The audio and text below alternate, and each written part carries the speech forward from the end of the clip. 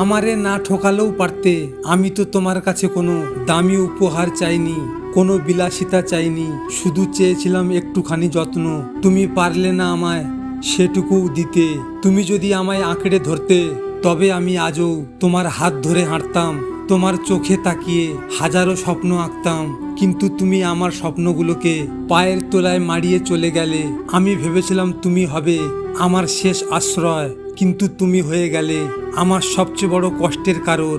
তুমি জানো না তোমার প্রতিটা মিথ্যা, প্রতিটা প্রতারণা আমার বুকের ভেতর কতটা অশান্তি জাগিয়েছে।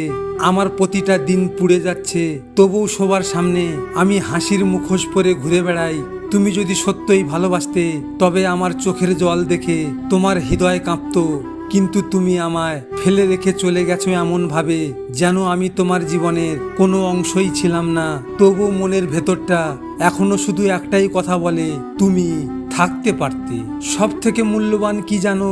সময় আর সম্পর্ক তাকেই দিন যে সময়ের মূল্য বোঝে, আর সম্পর্ক তার সাথে রাখা উচিত যে আপনার গুরুত্ব বোঝে। তোমার সাথে খুব কথা বলতে ইচ্ছে করে জানো, কিন্তু পরে ভাবলাম যেখানে তুমি কথা বলতে চাও না, সেখানে আমার খুশির জন্য তোমাকে বিরক্ত করাটা হয়তো ঠিক হবে না। জানিস, খুব বিশ্বাস করেছিলাম তোকে, সেই বিশ্বাসের মর্যাদা তুই দিসনি আমাকে। এমন ভাবে না ঠকালেও পারতিস।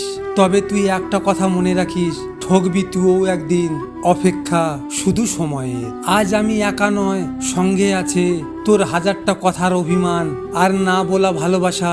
জানিস, সঙ্গী হিসেবে কষ্টটা একেবারে পারফেক্ট। আমি যাকে আঁকড়ে ধরতে চেয়েছি, সে আমাকে একা ফেলে চলে গেছে।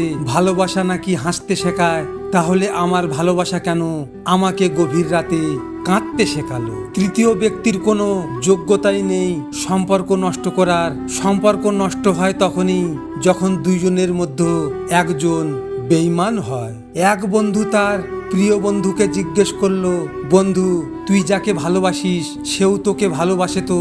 তখন তার বন্ধু বলল, জানো বন্ধু, আমি যাকে ভালোবাসি তার খোঁজ নেওয়ার লোক হয়ে গেছে, তাই এখন থেকে আমার ছুটি। হ্যাঁ বন্ধু, এটাই বাস্তব। ভিডিওটি ভালো লাগলে পাশে থাকবেন, আর হ্যাঁ, নিজের খেয়াল অবশ্যই রাখবেন, কারণ এটা স্বার্থের দুনিয়া।